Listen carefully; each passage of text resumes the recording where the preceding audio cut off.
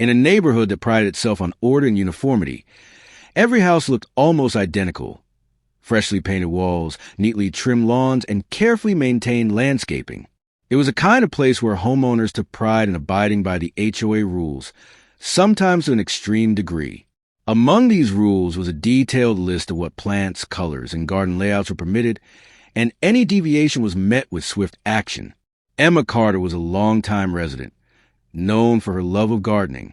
Unlike her neighbors who stuck strictly to the HOA-approved templates, Emma enjoyed adding a splash of personality to her yard. Her front flower bed, planted with a mix of native wildflowers and vibrant perennials, was the pride of her home. It was a natural, lively corner filled with bees and butterflies, the kind of spot that brightened everyone's day. One spring morning, Emma found an official-looking letter taped to her front door. It was from the HOA's landscaping committee, accusing her flower bed of violating several landscaping guidelines. The letter listed specific complaints. Some of her plants were non-approved species, the arrangement was too irregular, and the colors did not conform to the community palette. It demanded she remove or replace the plants immediately or face escalating fines. Emma was stunned. She had never received a complaint before and had always maintained her yard with care. The plants in question were common wildflowers that grew naturally in the region, and many neighbors had similar species in their yards. The letter felt arbitrary and heavy-handed. Upon inquiry, Emma learned that the HOA had recently appointed a new committee chair known for her obsession with strict enforcement of the rules. This chairperson, dubbed by some as the lawn police, had begun conducting surprise inspections, handing out citations for the smallest infractions. Emma's neighbors started receiving similar letters. Complaints about bushes being slightly taller than allowed, fences painted the wrong shade, and even decorations that didn't meet the HOA's aesthetic standards. The community was beginning to feel the squeeze of the HOA's tightening control. Despite feeling wronged, Emma initially tried to comply, trimming her bushes and considering replacing her flowers.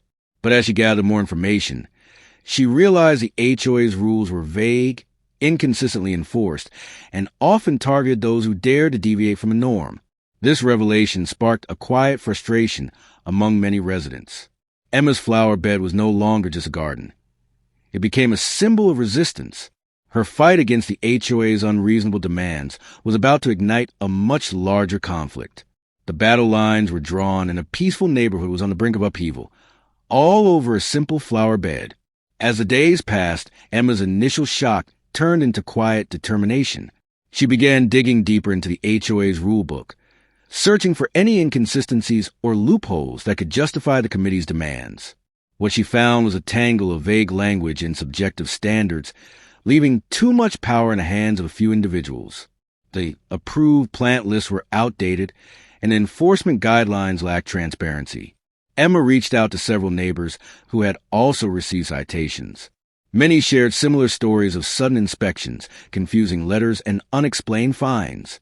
It became clear that this was not an isolated incident, but part of a new, aggressive enforcement campaign led by the lawn police, the new HOA chairperson who seemed eager to assert control. This revelation sparked a wave of quiet outrage among the residents. Some had long tolerated the HOA's strict rules, believing they were necessary to maintain property values and community appearance. But this sudden crackdown felt different. It was invasive, arbitrary, and increasingly punitive. Emma organized informal meetings at her home, inviting neighbors to share their experiences and brainstorm a collective response. What began as casual conversations soon turned into strategic planning. They compiled a list of grievances, photographic evidence of inconsistent enforcement, and copies of HOA communications. As the group grew, so did their confidence. They decided to formally challenge the HOA's actions by requesting a review meeting with the board. They prepared detailed reports outlining the questionable citations, emphasizing how the flower bed and other alleged violations posed no threat to the neighborhood's aesthetics or property values. Meanwhile, tensions within the community were rising. Some homeowners felt trapped, fearful of mounting fines that threatened their budgets. Others quietly admired Emma's courage, but worried about retaliation from the HOA, the lawn police, and her. The conflict started to disrupt the neighborhood's peace. Social gatherings grew tense. Neighbors took sides, and even small acts of kindness were overshadowed by suspicion. Emma's flower bed had become a flashpoint in a deeper struggle over control, fairness, and community spirit. Behind the scenes, the HOA leadership was divided. Some members sympathized with Emma and her neighbors, but feared losing authority if they softened enforcement. Others saw the crackdown as necessary to uphold the rules strictly and maintain their vision for the community. As the review meeting approached, both sides prepared for a confrontation. Emma and her coalition were determined to stand up for their rights and challenge the oppressive rule enforcement. The HOA board was equally resolved to assert its power, warning that any dissent would not be tolerated. The quiet neighborhood was now on the verge of a full revolt, with a single flower bed at the heart of battle over freedom and control.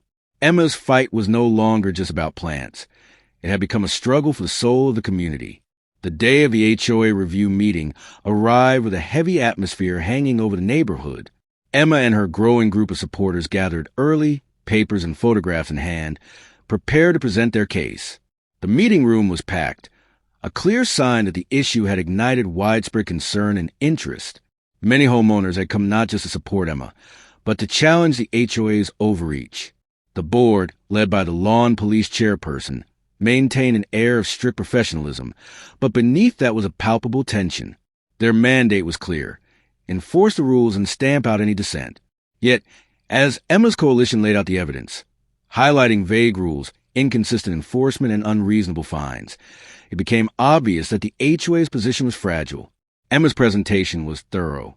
She emphasized that her flower bed was healthy, vibrant, and enhanced the neighborhood's curb appeal rather than detracting from it. She pointed out how similar gardens existed without penalty elsewhere in the community. The reports from neighbors detailed multiple instances of selective enforcement, with some homes repeatedly targeted while others went unchecked. The room buzzed with murmurs as homeowners nodded in agreement, some whispering about their own experiences. The mood had shifted. The residents were no longer passive subjects of the HOA's rigid regime. They were standing up together. However, the board pushed back, insisting that the rules were clear and that deviations threatened the community's harmony and property values. They claimed that leniency would lead to chaos, with everyone doing as they pleased. The lawn police chairperson warned that the rules existed to protect everyone's investment. The clash was intense but civil. It became clear that the HOA had underestimated the community's growing dissatisfaction and the power of collective action. Emma's group proposed reforms: clearer, fairer guidelines, transparent enforcement procedures, and an appeals process that would give homeowners a voice. The board hesitated, torn between maintaining control and recognizing the legitimate concerns of their neighbors. In the end, they agreed to postpone immediate penalties on Emma and others until a committee could review the rules and enforcement methods. It was a small victory, but a significant one. Following the meeting, Emma's coalition celebrated their progress, but knew the fight was far from over. They had exposed cracks in the HOA's authority and rallied a divided neighborhood toward unity, but the entrenched power of the lawn police and her supporters remained a formidable obstacle. In the days that followed, tension simmered. Some neighbors felt emboldened, while others worried about retaliation.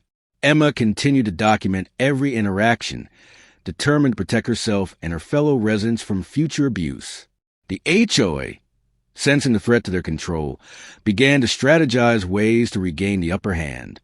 Rumors circulated of new rules being drafted behind closed doors, harsher penalties, and attempts to silence dissenters through intimidation. Emma and her allies prepared to face these challenges head-on. Their movement was growing, fueled by the belief that no single flower bed or homeowner should have to endure unjust treatment. The neighborhood's calm facade was shattered, replaced by a fierce determination to reclaim their community. The revolt had only just begun, and the coming chapters will reveal just how far both sides were willing to go in this escalating war over a garden. After the initial victory at the review meeting, Emma and her coalition felt a surge of hope. The promise of a fairer review process and the temporary halt on penalties seemed like a sign that change was possible. However, the reality soon set in that the HOA was not going to relinquish control without a fight.